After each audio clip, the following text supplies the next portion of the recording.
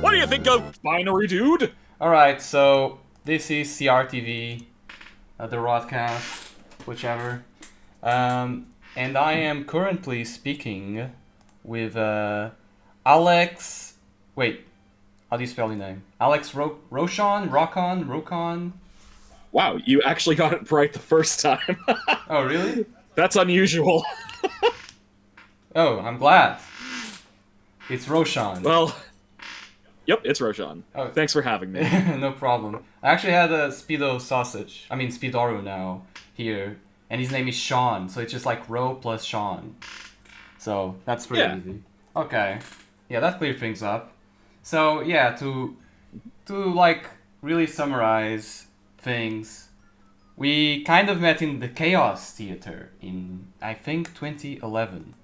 And, 2011, 2012, I want to say. Like, yeah, that was a long, long time ago. The Chaos Theater is, for those who don't know, like, an old forum that I used to co-run.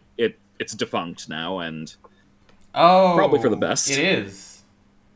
It's been long defunct. Since when? Oh, God, I can't even remember. I want to say, like, 2015. Oh, really? That long ago? Yeah. Oh, I thought... Damn, really? Rabbid Luigi and all those guys? Just, everything just left? I mean, yeah, everyone just got busy with their own things, like... Yeah, that, they decided to just... Damn. That's just kind of how things work, and I wasn't really, like... After a while, when I was on the forum, I just felt like it was kind of bringing out the worst in me in a lot of ways, and I was just like, you know what, I need to step away from this. Oh, okay. Yeah, that tends to happen. There is, I think, a mythology about the old internet, like forums, and a lot of it is true. Yeah. But at the same time, there was also, like, obviously the whole managing situation, mods, people getting out of bounds, and then mods abusing their power, stuff like that was rampant continuously in the old forums. Yeah, so you were doing, way back when, the beginning of YouTube, like top 10 videos, which were all the rage at some point. Yep, and you approached me to do some title cards for me. Yeah, Bleep.tv, back in the days when nobody felt YouTube was legitimate. So, Bleep.tv was like, oh, this is going to be kind of more like television. So everyone from Spoonie to you guys to Nostalgic, everyone was jumping on Bleep.tv. And I remember that was perfect to do some cool title cards for, because it was presented very neatly. Anyway, you did some videos with that, and it just makes me wonder, after all these years, some of those top 10 videos are still up, but have your tastes changed? Is like Twin Peaks still your favorite show? Is Metroid Prime still your favorite game? How much has that changed? So I can answer all of those. Like, for one, most of my YouTube videos from back in the day, like, most of my top 10s and whatnot are still up. Like, okay. There are a few that were like music only that I had to take down over the years because of copyright infringement. And I removed all of my old awesome video game music uploads, which I was not happy to do. Okay. But technically it's also kind of copyright infringement, but it's like, I did love sharing a lot of my favorite music back in the day. But I do understand. It's like, it's kind of one of those legal gray areas that's just kind of like, I'd probably be better to just kind of stay away from that. As for, like, my tastes and how they've changed, Twin Peaks is still my favorite television show. In fact, ever since, like, the revival came out in 2017, that has only solidified it, because I fucking loved it. Yeah, hell yeah. That was a great one. And is Metroid Prime still like your favorite game? Because I remember you got me into Twin Peaks and you got me into Metroid Prime. So it's interesting. This is going to be a surprise, but actually, I would say it's not my favorite video game anymore. Damn. It might not even be my favorite Metroid game, to be honest. Oh, because a new one came out, right? I haven't played it yet. Dread. Metroid Dread is so freaking good. Oh, hell yeah. I mean, this isn't This isn't to say that Metroid Prime is not good at all. I would say it's like close to my favorite. And if you haven't played Metroid Prime Remastered on the Switch, you owe it to yourself to do that because it's just like the controls are better, the visuals are better. I played it on a tiny frickin' screen, and now like my fiance and I have like this giant like TV that I should probably play it at some point on. Interesting. I'm gonna ask. I never had a Switch. I played it on the Wii, like the Wii trilogy. Oh right, do they still have like the cool ass motion controls? they do. Oh, okay. The remaster has a bunch of different motion control options. It's got like the classic control options, and it's got dual stick controls, which I would probably say is the best. Oh really? But yeah, but I would say that interesting. I didn't exactly give a proper answer to what my favorite video game actually is. It's not Dread. My favorite video game is actually Nier Automata. Ooh, damn. I've listened to the soundtrack for that game like a million times. You're gonna hate me for this. I haven't played the game, but I've watched the anime. I'm so sorry. I mean, that's fine. I feel like I'll say this much. There are things that work better in the game, having seen all of the anime. But there are things that were done surprisingly very well in the anime as well. It was... I would still say play the game at some point because, like, it's a ride. Like, the story is similar to what they tell in the anime, but the way the ending in particular is done in the video game is, like, that blew my mind. I don't know if you know how the game ends versus how the anime ends, but I have heard it's a very Undertale type thing where you're shooting up... I didn't say anything! No spoilers. Okay. Yeah, well, yeah, it's one of those things that kind of, like, breaks the fourth wall a bit, but it does it in such, like, an awesome way. It's great. Okay, but, definitely. But yeah, I love the story, I love the soundtrack, the characters, the themes, the gameplay, like, I think it's probably my favorite video game at the moment. It has been for a while. So that's really cool to hear. And on the segue for that, what's your favorite David Lynch film? Because I don't think I've known that. I've seen my favorite David Lynch film I would currently say is Mulholland Drive. I've seen that recently. Yeah, that one is really cool. Woohoo! Yeah, I like that one a lot. I'm a fake fan though because I haven't seen absolutely every Lynch film. I still have to see Eraserhead, which I hear is fantastic as well. Oh, that's my favorite. That's like... Oh, hey! That's not even his first film. He made like a bunch of stop motion painting films like before that one. But Eraserhead, I mean, if you like dark metaphorical stuff, then that's perfect. Like surreal. It's the most surreal film he has made, I think.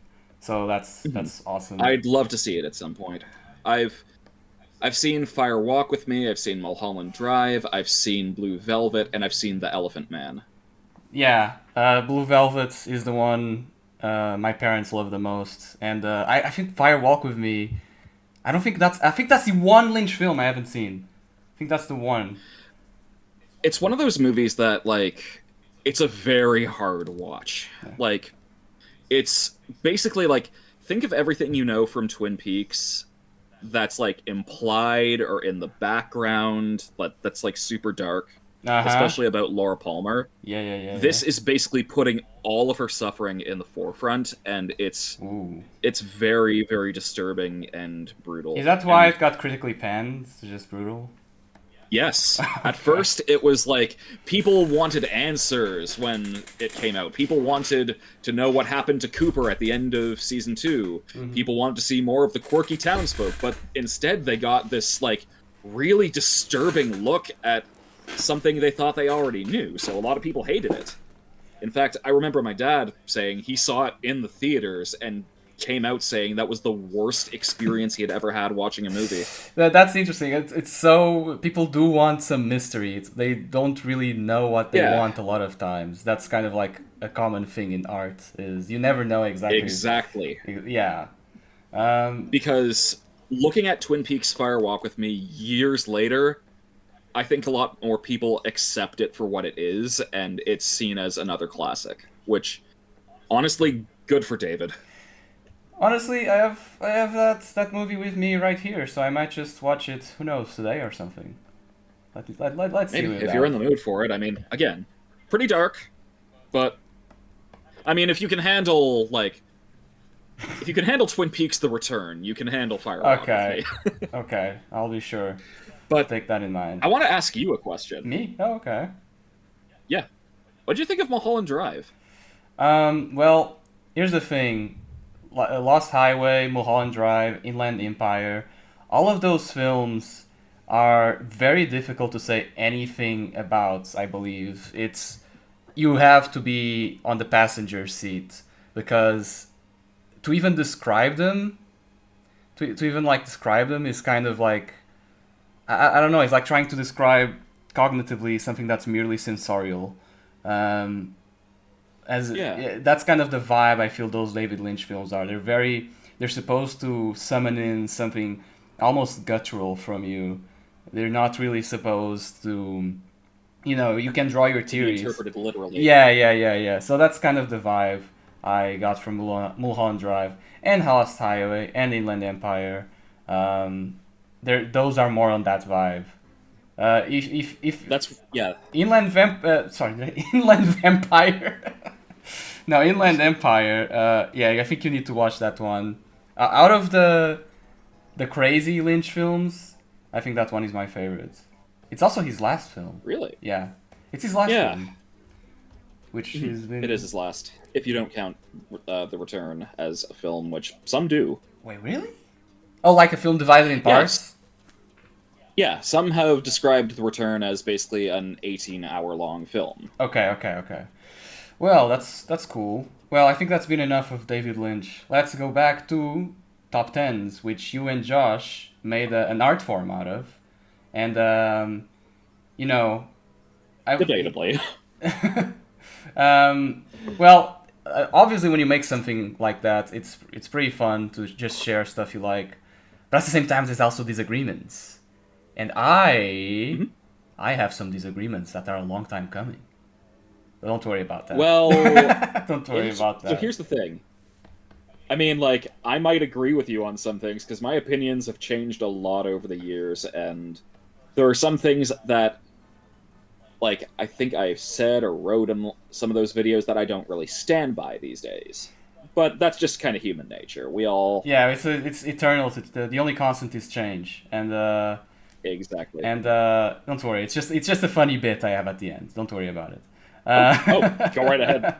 I'm looking forward to that then. Well, yeah, it's you mentioned music, and that's kind of I had one question written about that. You privated Yeah.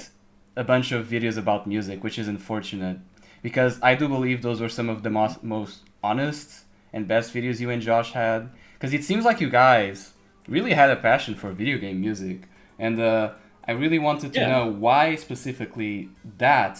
Is it because there's something specifically about video game music, such as melodies, memorability, like what would you say is your favorite soundtrack? Would it also be Nier Automata? Okay, for starters, I want to say you're asking me a lot of incredible questions. You're actually getting into, like, a lot of the, like, deeper psychological stuff behind this, and I vibe a lot with that. Like, I like video game music so much because, I'm gonna be real, I have a hard time understanding lyrics half the time. Oh, interesting. That's an Like- interesting answer. Like, I mean, I've grown up a lot with music from, God, like, today's artists, past artists, like, my mom and dad both had very different tastes in music that they would expose me to. I also grew up with a lot of, like, movies, so I kind of really liked movie soundtracks, but I think, like, with music that doesn't have lyrics, it's one less thing for me to focus on, and I can just kind of let myself get sucked into, like, the feelings it's trying to evoke in me. At least I think I felt. I never thought you to explain it that way, but I think I felt exactly what you're talking about. It's I don't know. Some people on the spectrum have like myself have like a problem with too much stimuli. So stuff like Yep. that, like getting down. Okay, what's essential about this that I can focus on, is something that's I feel that common. completely. Yeah. Also, I just believe video game music has some of the most kick-ass melodies ever. Like the original limitations they had has really forced the musicians to compose some of the most memorable melodies. Like pretty much ever. Everyone knows Tetris. Everyone knows Mega Man's thing. I also Yeah. think that. Like I you're on a really good like point with that because like when you think about like old video games, they're they didn't need to have music. I mean, when you think about what a game is, like it's just Oh, something you play interesting point. for entertainment. Just like when you think about like the Atari, that most games did not have music on the Atari. It was just kind of the beeps and bloops and whatnot. And before board or video games, there were obviously board games or card games or whatever kind of games before then, and it's all about the gameplay, as it were. But then folks like Koji Kondo on the NES for Super Mario Brothers just composed like incredible music that is remembered fondly to this day. That's while still limited based off the hardware, it adds an extra dimension to things, like the Legend of Zelda theme sounding heroic and uplifting as you're going around like finding dungeons and killing monsters. Like that didn't need to be there, but it just elevates the experience. Hell yeah. Nah, you're really forcing me to be in the mindset of someone born in like the 60s and just seeing video games come about in the 70s. Just to, yeah, you're Yeah. absolutely right. You need to put yourself in that mindset to understand why video game music is special. That's really interesting answer. Um, and yeah, well, is your favorite soundtrack still Nier Automata?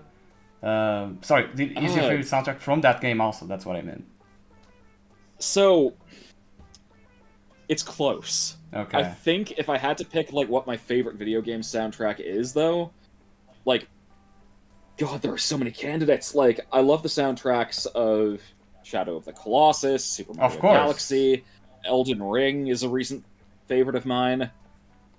Sure. Um, God, or Sonic CD, the like Japanese European version. I love that. Um, but I think my favorite soundtrack to a video game might actually be Near Replicant. Oh, like the original Nier, like the Gestalt and Replicant. Nope, Yeah, yeah, sorry, yeah. You're right. my phone did a. Right, sorry, could you say that again? I missed if you were trying to say anything. Yeah, you're right. Like Gestalt and Replicant had like an incredible soundtrack. Even to people who haven't played it, they just. I remember we were blasting that all the time in animation school. It's such an incredible Ooh, soundtrack. And yeah, yeah, just even people who didn't care about RPGs were just so into it because it was so unique. And yeah, that's music like that. It's again shows the melodic capacity of video games, but now with new instruments, now with actually high quality, um, audio. So that's pretty cool. Um, so were you also like in that earlier YouTuber modes when you didn't feel YouTube was legitimate, and then you jumped on to Twitch? I'm gonna be real. I've never had any interest in Twitch as like a Sorry. Why did I say streamer. Twitch? I meant Blip. God But damn it. oh, uh,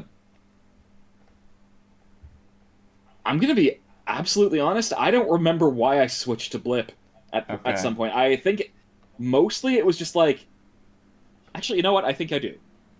It's because I wanted to eventually get like picked up by places like I don't know Channel Awesome for what it's worth, even though that's a whole can of worms. No, Uh, yeah, that was it. I remember Josh wanted. I thought you and Josh wanted to be like on Channel Awesome. Well, I guess you yeah, avoided it. I guess you avoided the yeah, whole. dodged a freaking bullet, I will say. Yeah. Well, it looked But good on like, the outside. I was also using Blip for uploading a lot of like extras or commentaries, things like that. So Yeah, okay. I guess that makes sense. yeah, but YouTube, I never felt it was illegitimate. Yeah, like talking to you, it seems like I'm talking to. I don't mean this as an insult, but like living archaeology of old YouTube. Uh, Oh my god, yeah, it's like I've been around I've been around the block. I'm 31 and I've seen YouTube in its infancy. I've seen what was on the internet before YouTube. Wait a Rodine, second. have you ever heard of YTMND? No, but wait, you're only 1 year older than I am? Jesus. Oh, damn. Yeah. So, YTMND was basically like pre-YouTube. It was like a site where or YTMND was called, or it stood for "You're the Man Now, Dog," Wait, I know that which from a was song. I know that from a song. I haven't actually been on the site. right. Well, that was basically where you went to get all the original classic internet memes. Like they play, although they weren't even called memes back in the day, they were called fads. And like it was just like an image or GIF that was placed on a looping screen with like music and Okay. text. It was very primitive. Yeah. But I know some of those sites. Like, obviously, one that comes to mind all of the time is Something Awful. Even more awful sites like Encyclopedia Dramatica come to mind. But all that type of stuff, it's like I miss some stuff about the old web like a lot, but there was also so much toxicity. oh yeah, it was the Wild West back in the Yeah, day, and exactly. in a lot of ways it still kind of is. But Yeah. Unfortunately, there's some developments. Um, yeah, well, let's jump from the old to the new because you moved on from being the Autarch of Flame. By the way, that's a Final Fantasy IV character. Um, yep, it's a reference to Rubicante from Rubicante, Final who's Fantasy awesome. IV. Who I love that I character. oh yeah, he was a badass. A mage that shoots fire. What more do you want? Okay, and you essentially became a voice actor. Like I Yeah. believe your role started in a game where you played the boogeyman characters, like Felicia something. Can you help me remember? Oh, so that's its own can of Oh, worms. really? Oh, damn. Sorry about that. So like, I'm very bitter about it. But I'll basically my whole thing with voice acting has kind of been a lifelong interest because my dad growing up with my dad who loves movies and also my mom, she likes movies and art, things like that as well. Like uh it got me really interested in acting and actors, and then I eventually graduated to watching cartoons and Power Rangers and game shows and stuff like that, and I loved how larger than life all the characters were in those things, and it just kind of always stuck with me. And then when I made my YouTube videos, I started narrating them, so I thought, crap, I've always really liked voice actors. I like voice acting on these videos. Why don't I just turn this into a career? Yeah, that's not really how it I mean, goes. obviously, I don't think I was particularly good to start, but then again, nobody is. Well, you Um, got here. You got where you are. yeah, but Um, the game you were thinking of is Fiona Frightening and the Wicked Wardrobe. It was it was a project that was originally started up by the title card artist of Linkara, and Marobot? said title. No, his name was Dr. Crafty, Okay. and he. Long story short, the game never happened because the creator was so ambitious that he didn't really understand how to actually make a game as complicated and huge as he wanted it to. When he eventually got a development studio, he couldn't really afford to pay anybody because it was a small team. He didn't have a lot of money, and so the project just kind of fizzled out. And then years later, he went on to do YouTube videos, which I did some video editing for, and he eventually became a VTuber. The long and short of it is, he was a piece of shit. He underpaid me when I did video editing for him. Although, I will fess up and say that back in the day, you were not paid for your title cards, which I kind of feel bad about in hindsight. I was too young to even understand stuff like that. Well, this is all to say, like, these days, I'm all about paying for the art that you want to commission. Yeah. So, unless someone explicitly says this is on me, like, I will compensate people. But then this guy went on to actively just do something criminal, and that's all I'm going to say. Okay. Jesus. Yeah, that's all I'm going to say on the matter, because I am so annoyed about this too, because the concept for the game looked so good. For all his awfulness as a person, he was a good artist, and if he had just stuck to that and maybe just focused on being an artist rather than trying to be a game dev, a VTuber, a YouTuber, like, he could have actually had a career, but no, his ego freaking just... Look, limitation is the mother of creativity. Sometimes you gotta stick to your guns. Exactly, like, I mean, that's why I decided I want to do voice acting as well, because out of all the things that I was doing as a YouTuber, like editing or writing and voicing, I gravitated to voicing the most, and it's usually best to have an understanding of the broader stuff you need to do, but then really drill down into one specific thing. That's what I was taught back in game dev college. Okay. Or thing too. I was gonna say, what did you do in game college? I didn't know you went to one.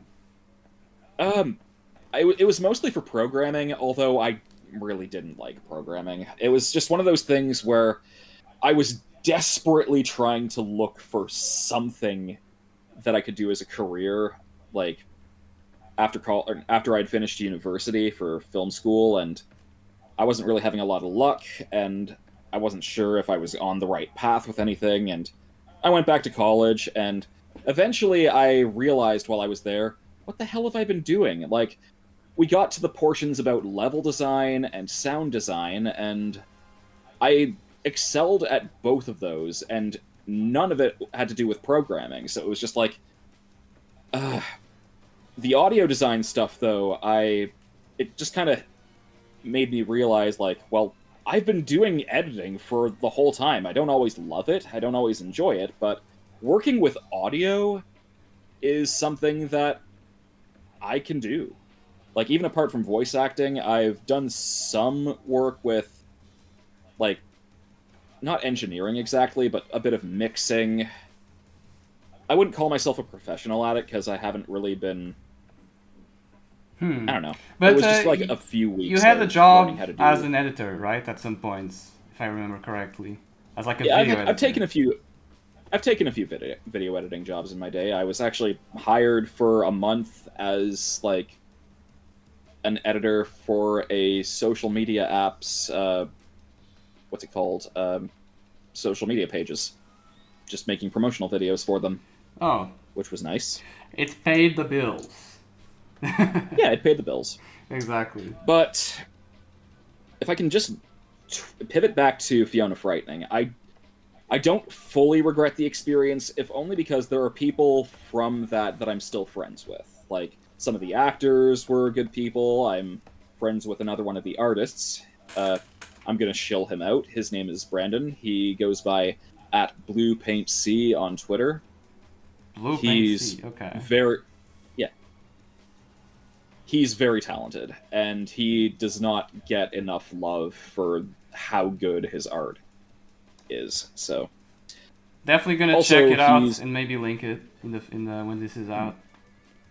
Yeah, he's also just generally a sweetheart, and like I play D&D with him in my home game. So yeah, but anyways, that tends to happen. That's all she wrote.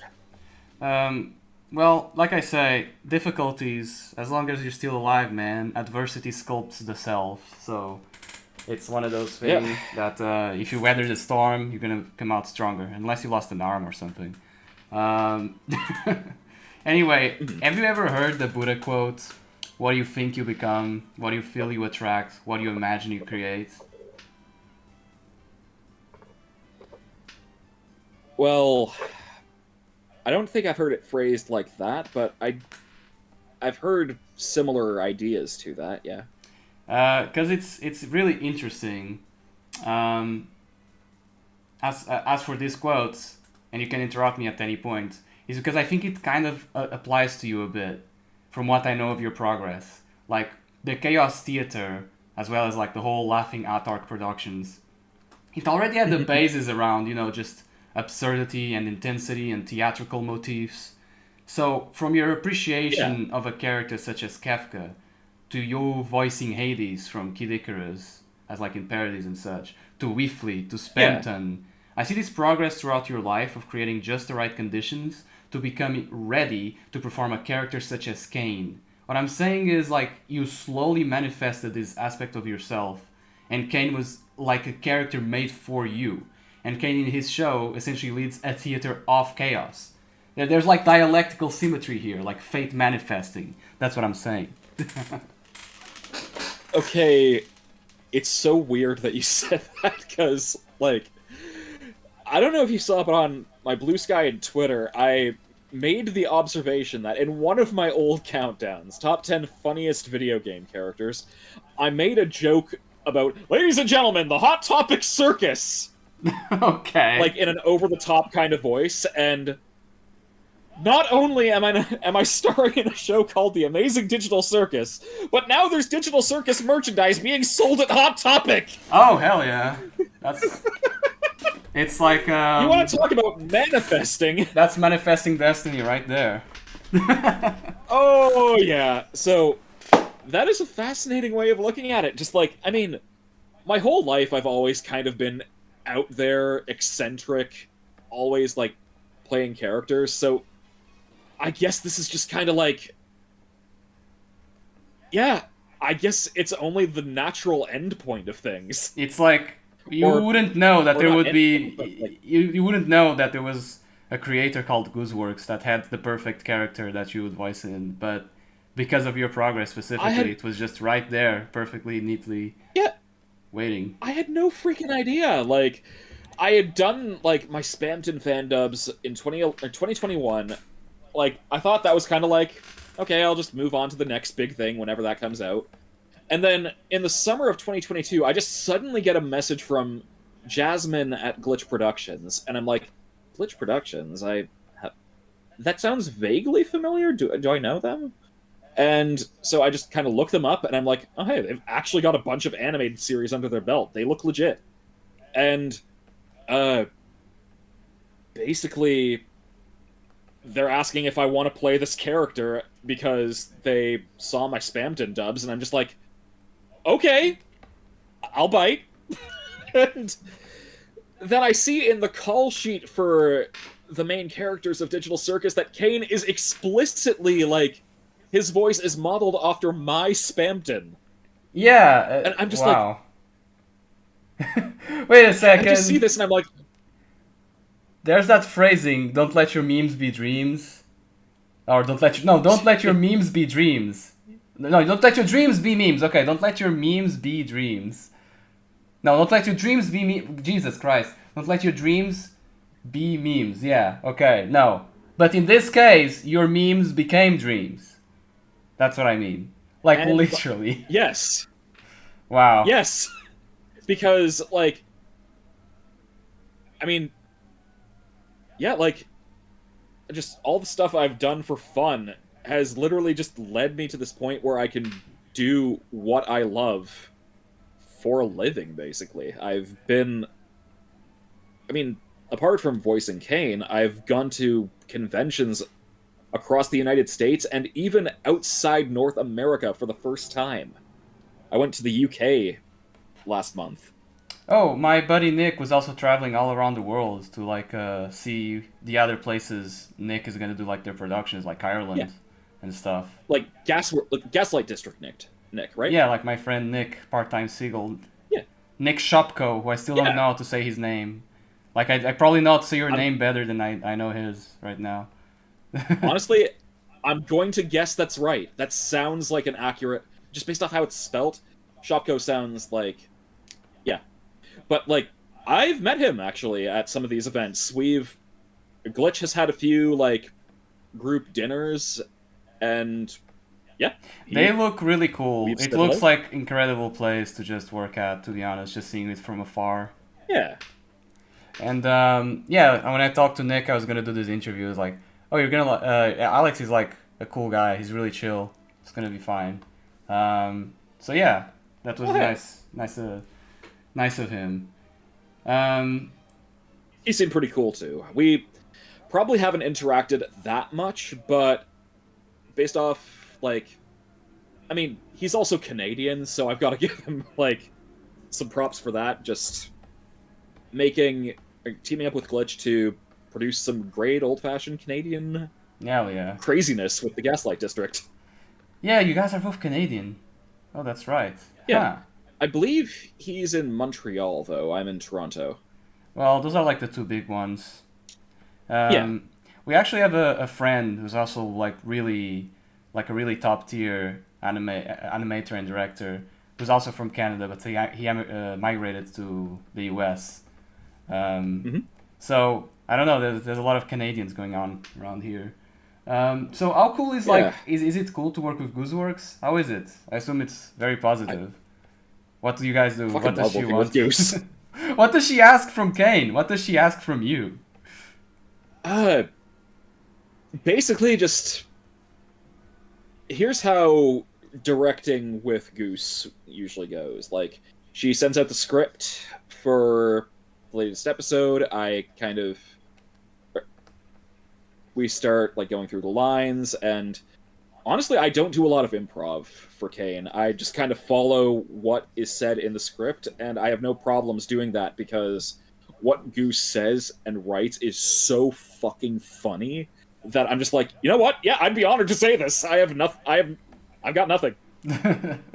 So, like, I'll tell you an example. Like, first episode of Digital Circus, we get to the famous "What do you think of?" line, and you didn't actually do you didn't actually do the static yourself, right? No. Okay. Jesus, that would have been something else. Oh god. But, like, I see that in the script, and I'm like, oh my god, this is going to be a classic. Like, because, like, I see exactly what she's going for. She wants me to say these random letters in, like, a phonetic way. Oh, yeah. And so... I just immediately, like, bursted out laughing, and just... Another favorite moment of working with Goose was the recording for episode 4 of Digital Circus. Like... That was the last one. She gets to... Yeah. Saw. Yep. Do you remember the bit when Caine says, "You can shut up now"? Oh, yeah. He's talking to Zubul, I think. Yeah. So, you know about Minecraft with Gadget, right? Yes. Exactly. So I read that line in the script. And I just say, okay, Caine's just turning into Inspector Gadget here. Like, just an offhand comment, kind of fishing to see if Goose did that intentionally, and she's just like, uh-huh. And I'm just like, I fucking knew it! I fucking knew it! Jesus. Okay. I'm glad to see Mike Matei's spirit lives on the Digital Circus. Yeah. Goose is just, like, such a colossal, like...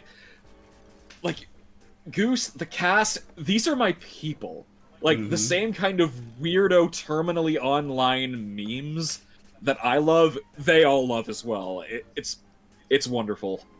That sounds freaking awesome. Like, Goose is always so chill with directing, like, we kind of, like, go through each line and do a bunch of different takes, like, we can... Like, I go based off my first instincts in the script. Sometimes, like, she'll say, okay, that's good. Can we try a little like a few takes like this as well, and I'll just be like, all right, sure, and I do stuff according to what she has, especially because Caine is so weird and out there, and Goose's vision is so specific that, like, I don't always, like, understand exactly what she wants. It makes And sense. but she is very, very good at explaining how and why she wants it a certain way, and I trust her with that, and it turns out magnificent every time. It is, particularly in an animated show. I think, I assume this is done Western style, where the voice is done first and the animation is done later. So when you're actually doing Yes. voice acting, you're not just voice acting, you're performing literally what the animator are going to be listening to and editing and animating in root then afterwards, right? So it's like an actual Exactly. performance. Yeah. This isn't me dubbing anything. I'm creating the character in there. And there are so many, like, other dialogue tracks for Digital Circus, and they are dubbing it to me, to the animation that the animators of Digital Circus are doing with my voice. I think it's very, you know what? This is very Robbie Williams with Genie. I've got if you know about how Aladdin was Robin made. Williams? Yeah. Do you know about the history of how Aladdin was made and now they just tried to make Genie just Robbie Williams? Caine has got a lot of Genie vibes with you, I feel. Except with a lot less improv. I can really... God, if I was a tenth of as good an improviser as Robin Williams was, I think I could die happy. Oh. No, yeah. I'm just being, like... I can do improv. It's just, I don't think I'm great at it. But, I don't know, like, it's just one of those things that I wouldn't say I'm an expert at. But I like doing it whenever I can, and sometimes it turns out well. Sometimes it doesn't. If you weren't Caine, which other character would you say was your favorite? In Digital Circus? Yeah. 100% Kinger. Kinger. Oh wait, I guess he's the closest one. I guess he's the closest Yeah, one to like, Caine. I mean, he's the closest, but he's also just like... I mean, but honestly, like, the funny stuff and the random stuff he says is good and all, but what I love Kinger for is the stuff he was, like, saying in episode 3 with Pomni, just when he's actually being sober and serious when, like, he's in the dark. Oh yeah, like Caine is more random because of his programming, while Kinger has actually like trauma that he doesn't know how to respond to. Would you say it's something like that? Yeah. Well, I kind of feel like everyone in Digital Circus has some kind of dysfunction. Well, like, Pomni is obviously, like, very anxious a lot of the time.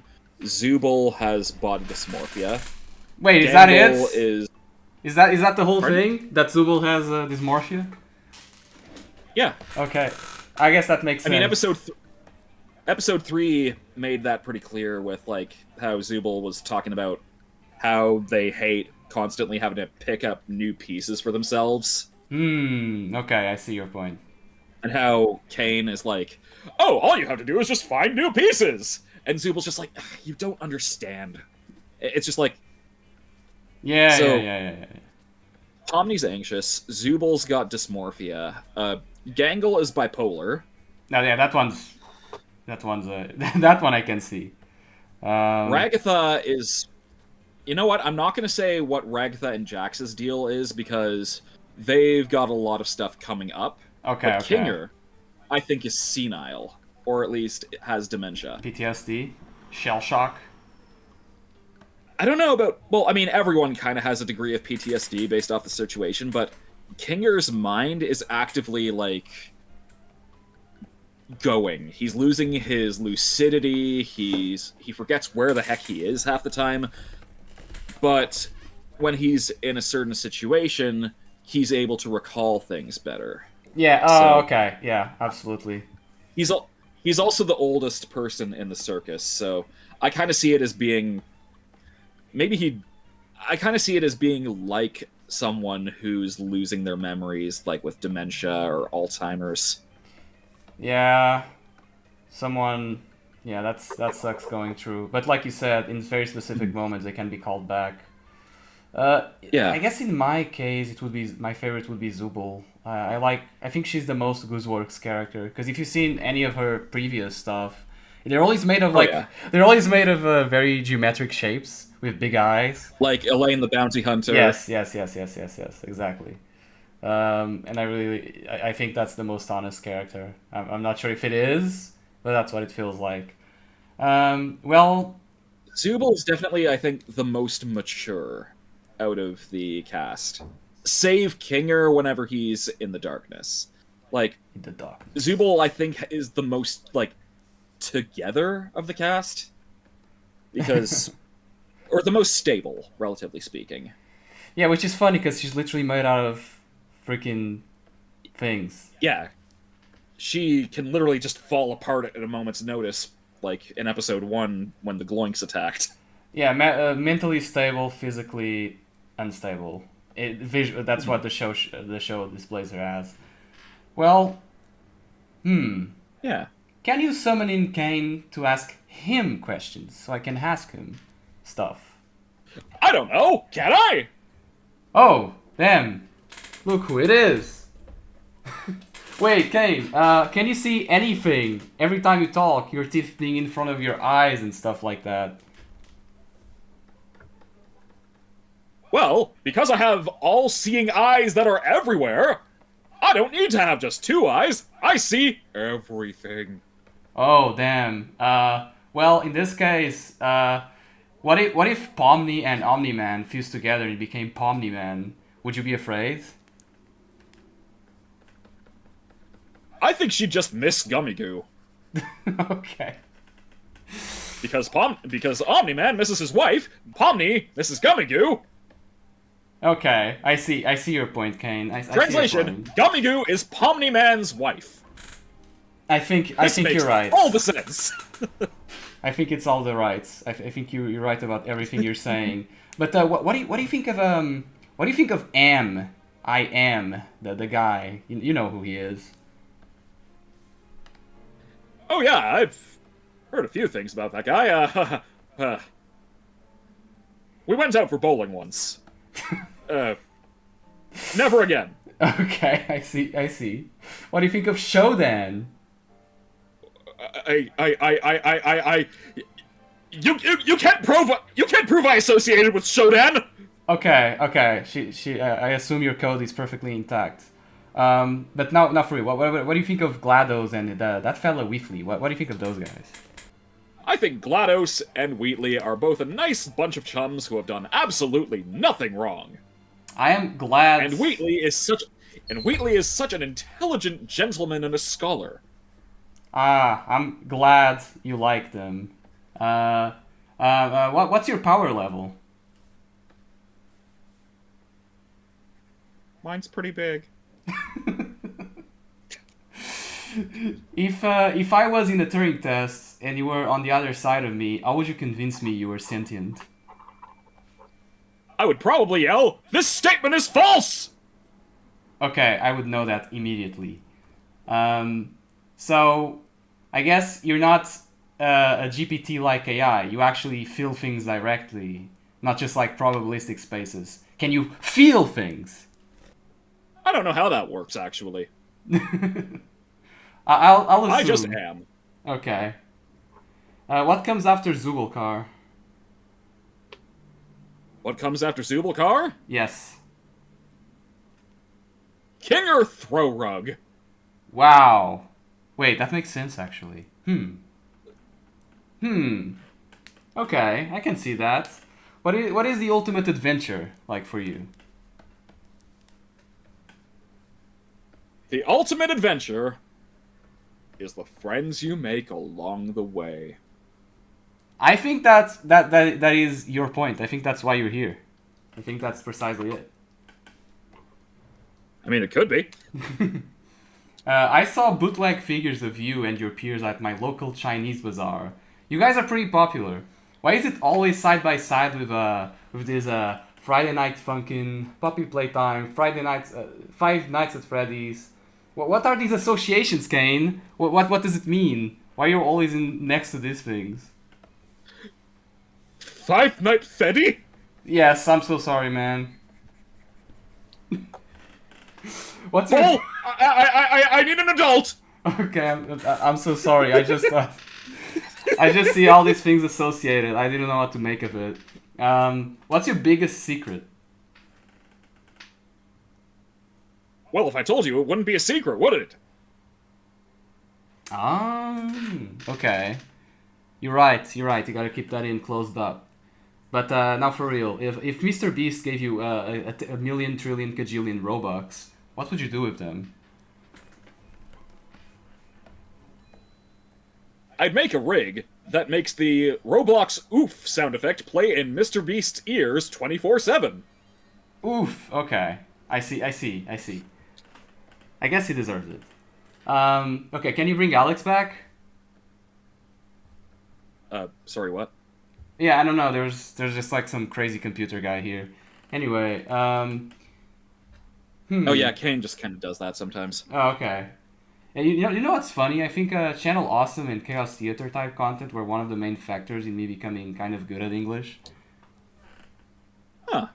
Like, because you guys were like, your delivery was very direct, but you were speaking at higher than normal level of speaking. So it was like, once you watch a movie as like someone foreign, it seems a little mumbly. But you guys said everything very concise, even though sometimes it was over the average level of what I would consider. Yeah. But I mean, yeah, there's like a certain. I mean, the way I'm sort of speaking right now, it's like a lot more off the cuff. But when you're narrating, there's a certain degree of like, I guess, gravity and clarity that you need to kind of speak with. Especially when it's like a teleprompter. You need to speak those words before they disappear. Well, if you use one, that is. Yeah. Well, way back when, you had like some stop motion animations video on your YouTube page. Did you at some point? Oh my god! Did you at some point want to become an animator?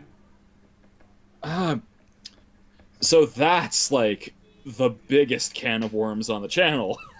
Wait, really? It's like, well, I mean, the first videos ever uploaded to it were those claymations, and here's the thing, that came from like a camp I was at when I was 14 years old. Okay. And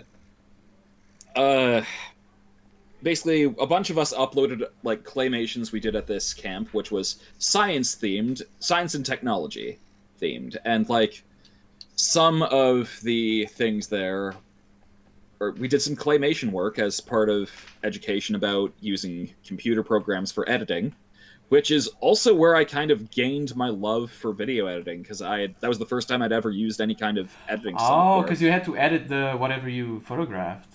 Oh, that's... Yeah. Damn. Now, what's funny about this, though, is that I didn't actually create the YouTube channel. And eventually, I changed the password and locked out the person who did. So your entire career is like based on locking someone out of a YouTube channel. Based off a stolen YouTube channel. Look. Based off a YouTube channel I stole when I was like 14. I sound like such a scumbag saying that. Well, it got the better of everyone, I believe, at least. They probably look. It's like that comic. Well, I'm glad someone stole my bicycle because it increased the amount of happiness. Because the guy who stole it, he felt probably better stealing it than I had having it. Just that comic, but in reverse. Yeah, basically, it was. Yeah. Oh, the silly things we do when we're young and stupid. Because I was gonna say that I actually liked the stop motion. If you did that so young, that it showed promise. It's interesting to imagine a future alternate timeline where you were an animator instead of a voice actor. Maybe you'd be animating Caine instead of voicing him. Who knows? I mean, like, I, I mean, even before that summer camp, I had done a camp like the year before where I had done some claymation as well, and just in general, I've always really liked animation, cartoons, and whatnot, and in a lot of ways, the video editing I did on YouTube and am still doing, because I still occasionally upload to YouTube for other things, like saying a lot of things as Caine. Mm-hmm. Oh yeah. There's a lot yeah. of animation. There's a lot of animation work that goes into some of those, like keyframe animations and cuts, things like that.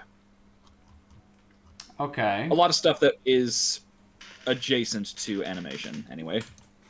Yeah, absolutely. They got, I mean, every single editing program got that lingo, keyframes, etc., from animation. That's kind of the origin. Yeah. Yeah, so the internet changed a lot with the years. So this is interesting. If you could have only one which you could stay, would it be like Web 1.0, pre-social media 2.0, you know, just kind of what we are now, or 3.0? What we're gearing towards. Like, which one would you stay at if you could only choose one? Whichever one I don't have a smartphone in. So that's 1.0. That's the forum base. Yeah. Just like something pure and innocent about the old days, and no doom scrolling, no like, fears of like misinformation and AI proliferation, all that Jesus kind Christ. of insanity. That's Web 3.0. The whole crypto AI stuff is Web 3.0. Yeah. And I'm not excited about that. Neither am I. It's kind of a dystopia. It is. There's no price to innocence. That's all I'm gonna say. And following that, how did you like Gaslight District for real now? I need to rewatch it. Oh damn, was it too fast? It was pretty fast, but I love the world that they've created so far. I love everyone's character designs and how it harkens visually back to a lot of like old 90s cartoons with like the gross out humor and close-up shots. Yeah. There's a lot of flapjack and stuff like that in there. I also loved the ending, because that's just like, oh shit, what are they gonna do now? Where is this gonna go? Because I want to see where these characters, like, where the story goes with a bit more time to breathe. Yeah, it's gonna be pretty damn cool. It's there's so many like really fun character designs coming up. It's pretty insane. And I know nothing about it. The most I can say is that I auditioned for, I think, episode 2 and didn't get anything. But, like, I know nothing about what's coming. I'm looking forward to seeing what they do with it. Also, just, like, I mean, I think it goes without saying, but the show is fucking gorgeous. Oh, like, yeah. It's like the most work they've put it in anything Glitch done so far, I believe. I love the, like... it almost looks like it's stop motion, but it's just beautiful. It's all Unreal, do you know that? Else. It's all done in Unreal Engine. Unreal. Yeah. Holy crap. Yeah, that's it's pretty cool that they managed that look in that engine, in a real-time engine. And yeah, there is. I can't say anything, but there is a character in the future. Who knows? You're actually working on it. No, I didn't. I'm not working on it. I did, like, in the beginning stages, Nick had to compile, like, a pitch. He had to compile a big pitch, and we did a bunch of stuff for the pilot. And I did even some drawing, like, a transformation sequence for episode 5, I believe. So it's very down the line. But, oh, damn. But yeah, it was all a part of that original documentation. Before Nick got to Glitch, he said, okay, in order who's going to voice the characters, Breadhead is either going to be me or Rods. So I actually have some pretty funny videos of me voicing Breadhead as like auditioning. I can send it to you later. Okay. I'm not a good voice actor, but it was funny making. Dubbing that character. But Gianni got it, and Gianni is amazing. Johnny is just fucking buck wild. Yeah, I actually got him to voice some of my characters in like old shorts I did in college, and then he exploded. Like yeah, he had like almost no subscribers at the point, but then he just exploded with his shit posts, and he became It's always the memes. yeah, that's a tendency I'm seeing here with you and you with Spamton and him with like I don't know the boomer shooter voiceovers.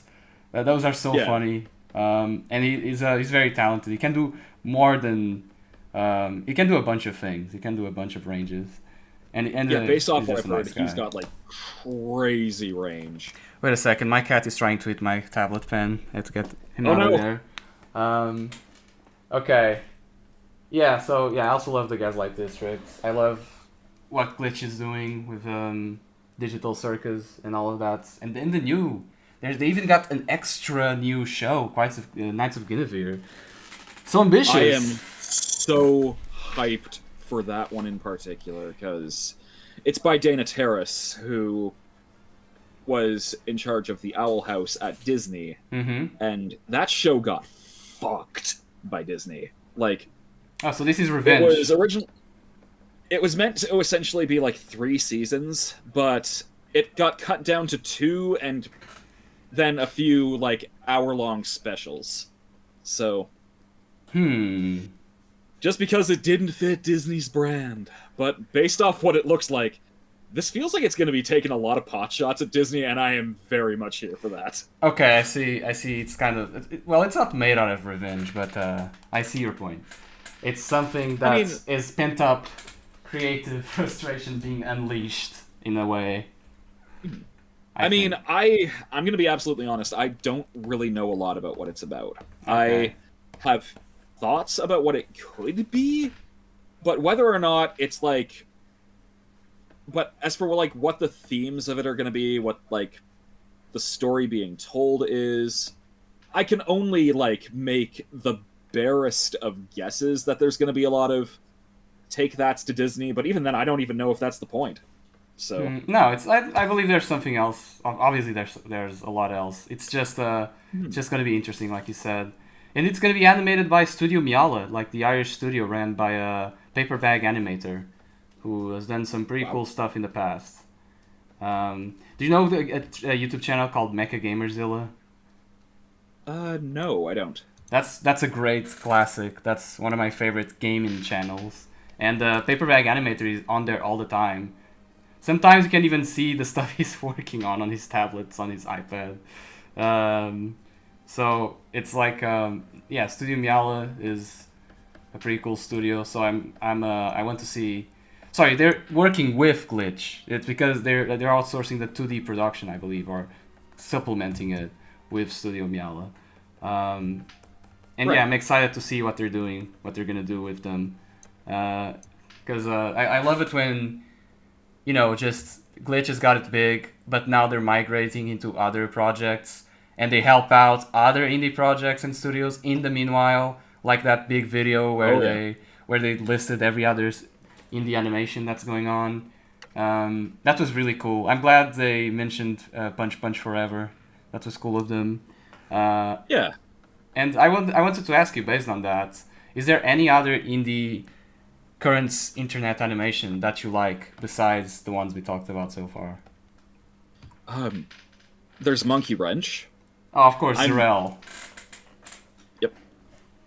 And on top of that, there's also one that I did a few small voices in called Pain Girl, which was funny.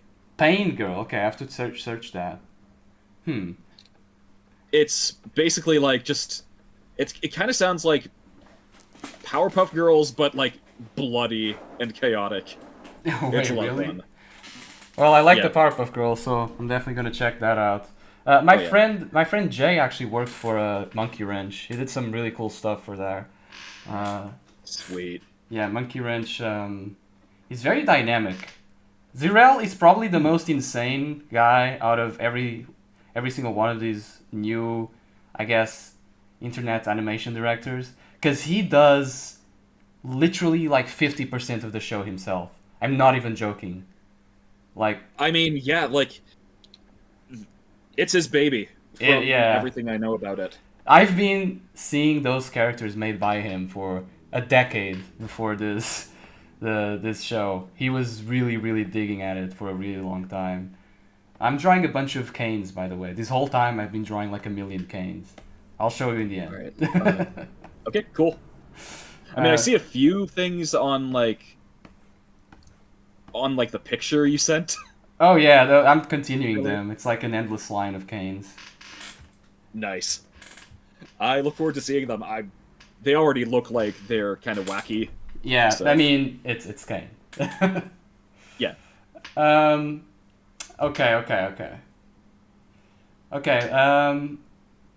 Well, I think we should do like a small lightning round here. Go for it. If you were to quickly say your top, I already know the first one, but your top 10 current favorite games right now, which one would they be? Don't think too much about it. Okay. Not thinking too much. Nier Automata, Metroid Dread, Metroid Prime Remastered, Okay. Undertale, Okay. Fire Emblem Three Houses, Zelda Breath of the Wild, Paper Mario, Banjo-Kazooie, Cuphead. That was almost 10. No More Heroes. Oh really? Like No More Hero? Oh yeah, you did like a whole series about the bosses. Yeah. Damn, I finished. And Dude, you know one thing that sucks is I played that game recently because I only got a Wii like a few years ago. I'm always behind. yeah. And I didn't know that you were supposed to hold the Wiimote on your ear every time he's walking, so it was just dead silence for like 90% of the game.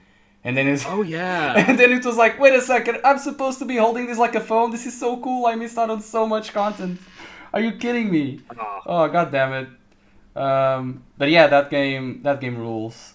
And the sequel I'm playing it's rules too. And there's a third one. They made a third No More Heroes.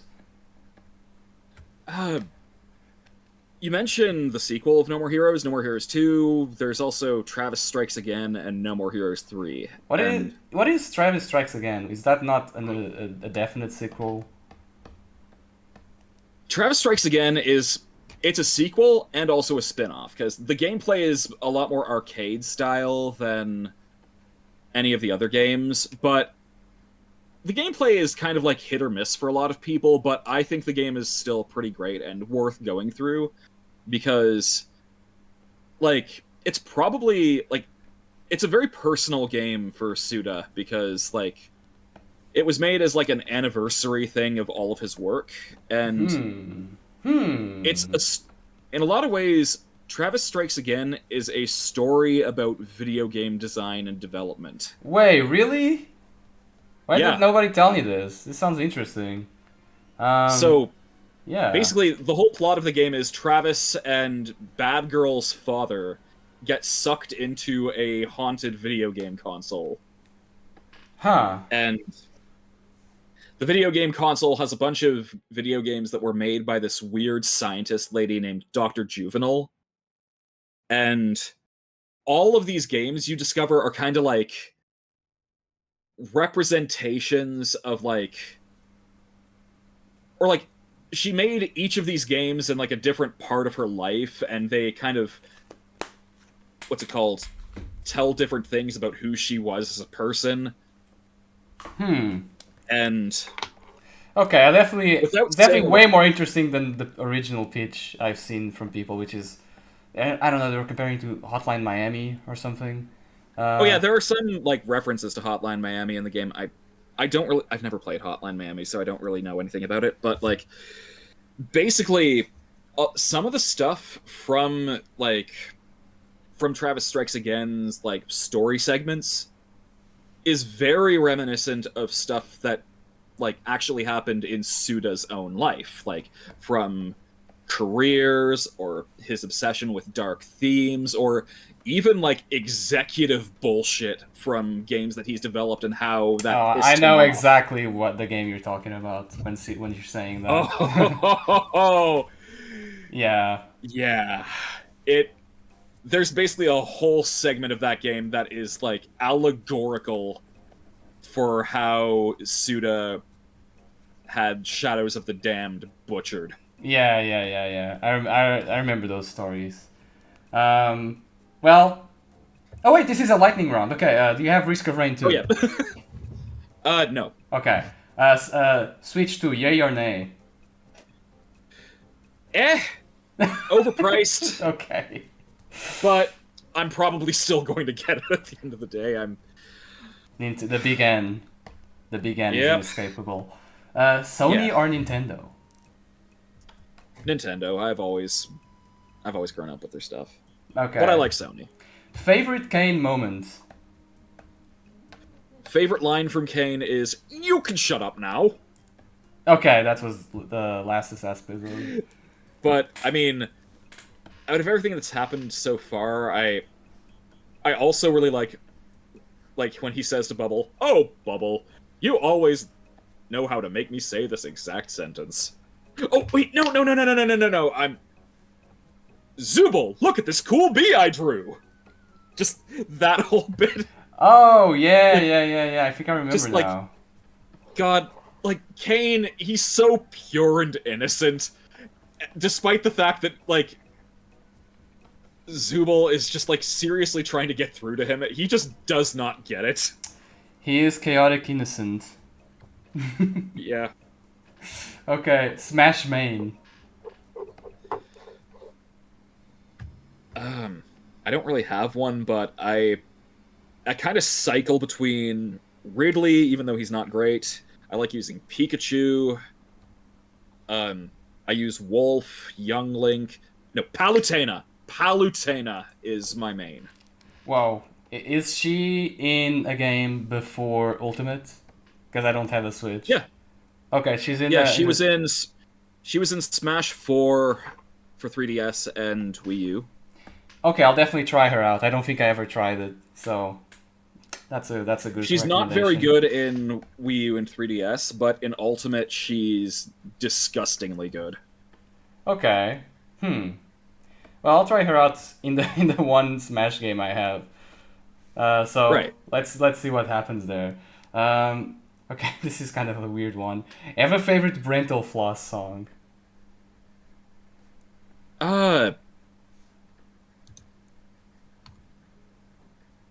It's been a while since I've listened to much from Rental Floss, but off the top of my head, there's the line that gets stuck in my head all the time is "You just got pwned, FTW. Now Okay. you're dead, because we Okay. killed you. It's the We Final took you Fantasy by one. surprise."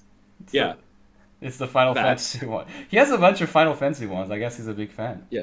Um, But best Brental Floss line is from his DK rap video. And then there's Chunky. He's dead. I don't think I even know that one. Okay. I'll post that in our group chat because, like, it's basically like, where are the Kongs from Donkey Kong 64, like, in the future? Yeah. It's interesting because, yeah, you know more Brental lore than I do just by knowing that. But I've I don't know. I listened to Vivi. What was it? Zidane's message to Vivi recently, and the Mages thing also. And I was just thinking, damn, back in YouTube, it wasn't just people reacting to people. It was just you actually had to make a song or, you know, Create create a thing. Exactly. And this was just normal. And Brental Floss was just one of those guys, I guess. Okay, lightning round. What would you do if Mr. Beast gave you 1 million Mr. Beast dollars? Not you, not Caine. You. I'd ask, like, okay, what's the catch? Why are you giving me these, like, fake-ass dollars? Well, to participate in his live show in Squid Game in real life too. I run the fuck away. Okay. Okay. I don't know. Everything I've learned about Mr. Beast has been against my will. Pretty much, he is that guy, like a whole new generation that I just feel completely disconnected from. Well, Exactly. yeah, that happens. I don't know. It's just look. I don't care about Mr. Beast. I just ask every time someone's in here, what would you do if Mr. Beast gave you $1 million? That's like a ritual. Either way, Okay, this was the one thing I was mentioning like almost an hour ago. This is the one that's been coming for 15 years now. So here's the thing, Alex. You once did a video called Top 10 Aliens in Video Games. And, respectfully, Metroids were at number 1. Respectable. Yes. But when I asked in the YouTube comment section, in, 2011 or something, when I asked why wasn't Lavos from Chrono Trigger on the list, you answered me with, a yellow scuba diving alien ain't one of them. And I read so hard, and I still haven't gotten over it. I was having spurs of nerd rage. I mean... How can I convince you to the Gospel of Lavos? You don't have to, because I'm already there. Oh, really? Okay, so I don't need to make a 3-hour video essay. So, here's the thing. Like, Chrono Trigger on the whole... It's a silly game. You've got a frog, you've got a robot in your party, you've got a cave woman. The whole game is kind of meant to be fun and lighthearted and stuff like that, and the final form of Lavos being kind of like a scuba diving alien thing, I don't really think of it as that anymore. It kind of, if anything to me, it looks like a fusion of everyone in the party. Yes. Robotic. It looks like it's got, like, amphibian limbs, like frog.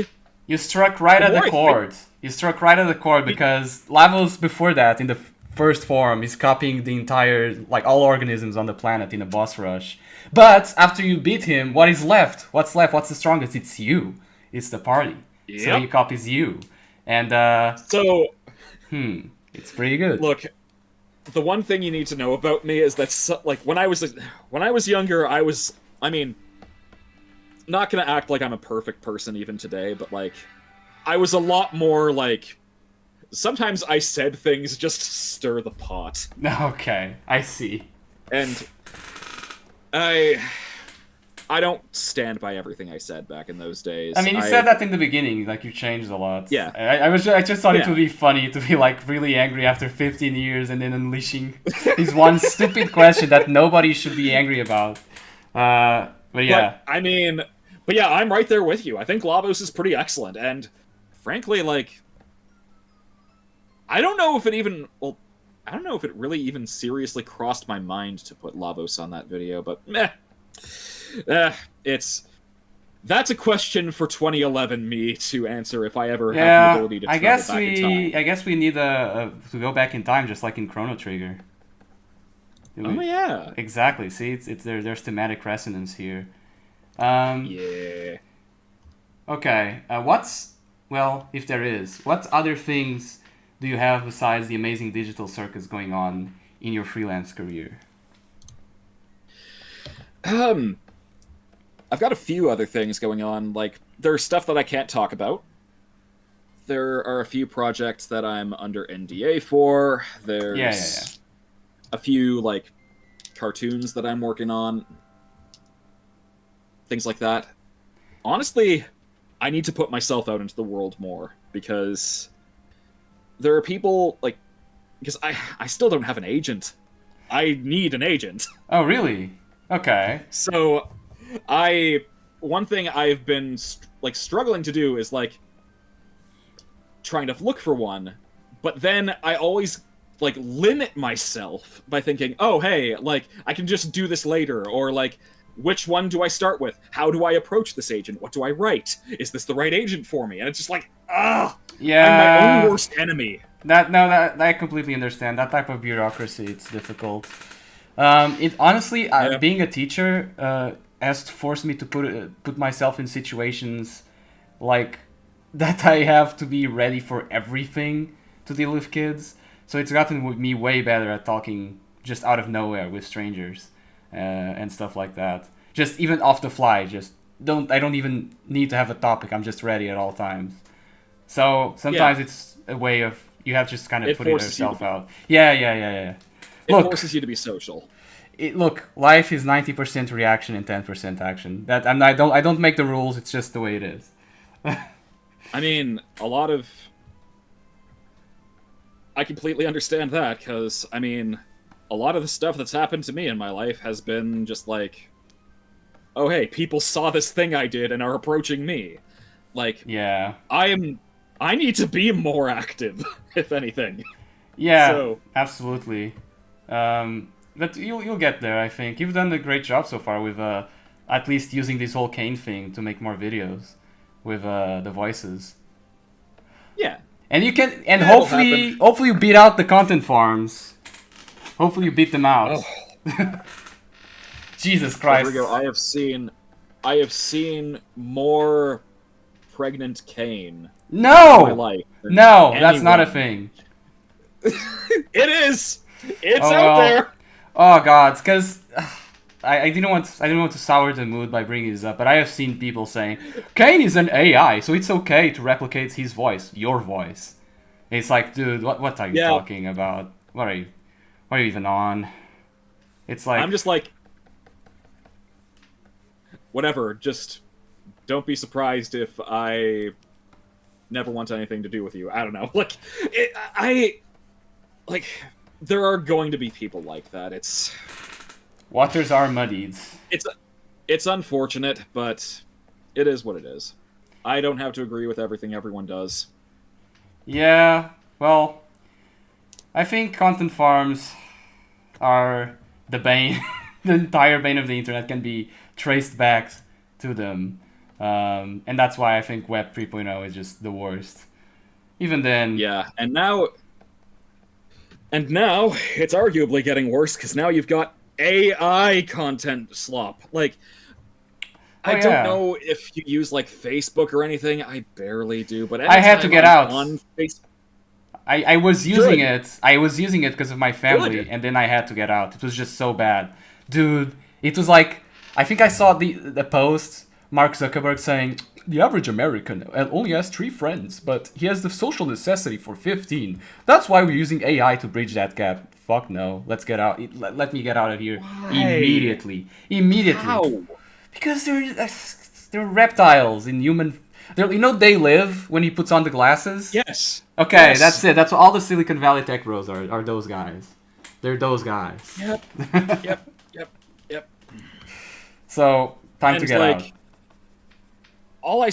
On Facebook, like, there is so much AI slop that I see that's like, oh hey, like, this extremely unhealthily thin person is going on stage in America's Got Talent, and oh, everyone's like, just, it's like, it's engagement bait. Like, they want you to feel like pity. They want you to feel like disgust and stuff like that, and it's just like, this is so creepy and It's I exploiting hate you. looking at it. It's exploiting you at like an almost biological level, and it's the and production. The production just went freaking 50x up because of LLMs and whatever. And you wanted to talk about like weird shit. I think. Did you not recently mention like the dead internet theory on Blue Sky? Yeah, I think you posted something about real life AI slop going on. What was it? Like an arcade machine? Oh, yeah, yeah. The arcade that I saw recently, like, that's not the only one I've seen either. There was like, when I was in Las Vegas recently for a convention, there was an arcade that had AI slop as like a backdrop. Yeah. But like, you want to know something really fucked up? Mm-hmm. I saw recently a YouTube channel that was making exclusively AI-produced music that has, like, millions of followers. Yeah, there was one I saw it too. And not only that, Alex, but today, I swear per God, I was in a supermarket, and I do not believe a human made the songs I was listening to. I do not believe it. It was some, you know the Simpsons episode where they're singing Join the Navy backwards? Ivanette and Yaj? Yep. They were just saying come to Hawaii, and it was like this was not by a human. Like this is being. Are you fucking serious? I am. It's like the waters have been muddied. That's so weird. Yeah, and you just have to live with it now. It's ridiculous. And this YouTube channel I saw that had millions of subscribers. You know what happens when you look at its like Instagram or Twitter or whatnot? You know how many followers they have? Okay, it's probably all bots, but sure. How many? Single digits. Oh, okay. Yeah. It's bots reacting to bot content. It's all fake! It's bots reacting to bots! Yep, and it's gonna get worse. The internet, it's dead internet! You're not interacting, I mean, if you know where to go, you can obviously interact with real people. I'm doing that right now, but, like, shit! Are you? Fuck off! Yeah, but see, this AI's not that sophisticated! Yeah, well, Caine is an AI. Maybe, one day. Well, I'm just glad he has the right opinion about the current AIs. I'm just glad he has the right opinion about the wrong type of AIs, which is the one we're seeing now. Well, yeah, can I summon, speaking of Caine, can I summon him for one last question? Yep.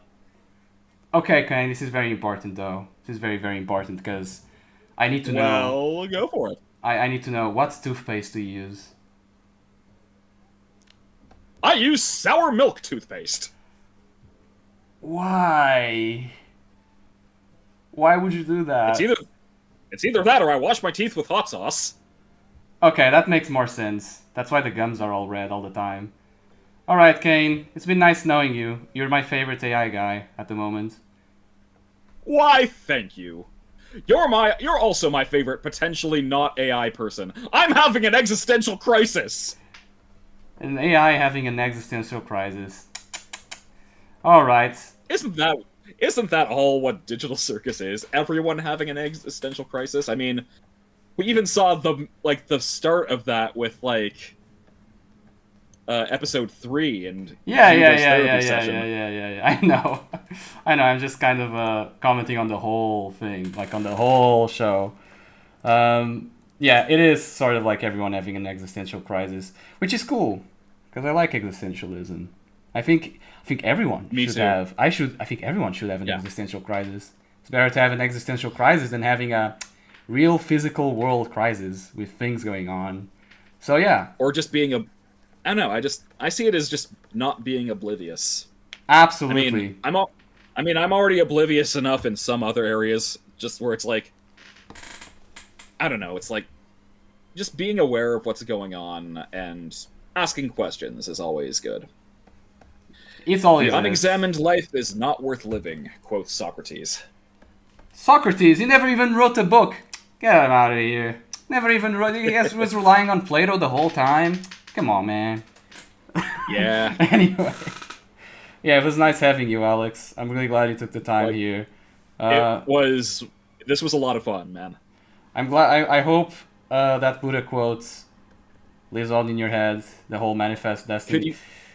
Could you say it one more time, just because? Yeah. It was a good quote, and I'd like to remember it. Well, it's obviously got a bunch of mysticism in it. Of course, it's not going to be literal, but I just believe whenever you really dedicate to something, something also comes in your way. So the quote goes like, what do you think, you become. What do you feel, you attract. What do you imagine, you create. And the reason I even know about this at all, because my master, like a great Portuguese comic book veteran, who, in my opinion, is one of the greatest comics of all time, who has been teaching me since I was 16, he has these words in his doorstep. And every time I went there, I would read this. And I see this happening to people. Like, it happened to my friend Nick with his Gaslight District project. Happened with you. So there is this balance of forces of inward and outwards that I think it's very important to keep in mind, or at least remind yourself once in a while. You get what you put out into the world. Hell yeah. So yeah, really nice having you, Alex. I hope you had a good time. And this has been the CRTV, dudes. This has been yet another interview. I hope you liked having Mr. Caine here. And I hope you enjoyed listening to my insane ramblings. Oh, this is all insane ramblings here. Oh yeah. But thank you again for having me. This was a joy. Yeah, I'm glad. I hope people know more about your career as Caine, because he is the showrunner of the Digital Circus, and I hope more people. Yeah. I hope more people know about like what weird stuff I was up to before I got known for Digital Circus. Yeah, exactly. This is kind of like a place where everything of that can be condensed in. That is kind of like the whole point, and that's kind of like the whole point of the show. So, well. That's been it, guys. See you later. Who knows? Who knows what I might interview next? Anyway. Who knows? Yeah, who knows? Maybe some guy See who you did a around. really cool show.